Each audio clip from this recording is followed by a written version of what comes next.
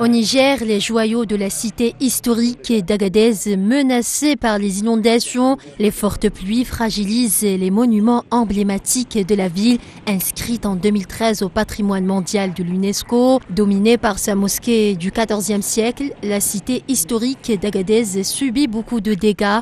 Des mares débordent, beaucoup de maisons se sont effondrées, même la grande mosquée n'est pas épargnée. Des images montrent des piliers de cette mosquée rangés par les eaux et des maisons réduites en tas de gravats.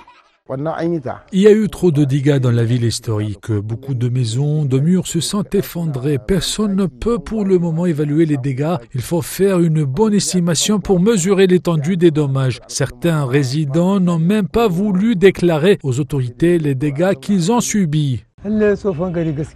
La ville historique est menacée par les pluies, surtout qu'elle ne dispose pas de système d'évacuation des eaux de ruissellement qui causent le plus de dégâts. Certains quartiers disposent de ces systèmes, mais ne sont plus efficaces, car au lieu d'évacuer les eaux hors de la ville, ils les refoulent vers l'intérieur et provoquent des inondations. Les débordements de cours d'eau ne sont plus rares dans ce pays au climat aride. Dans la vieille ville, les maisons ocre construites traditionnellement en banco, de l'argile mélangée avec de la paille s'effondrent et les habitants lancent un cri du cœur aux autorités. Je lance un cri de cœur aux autorités. Nos maisons ont vraiment besoin d'entretien. Les maisons sont vieilles, les eaux ont fragilisé les fondations. Certaines maisons sont debout, mais en réalité, elles sont trop vulnérables. Donc si les pluies continuent, ça va leur donner le coup de grâce.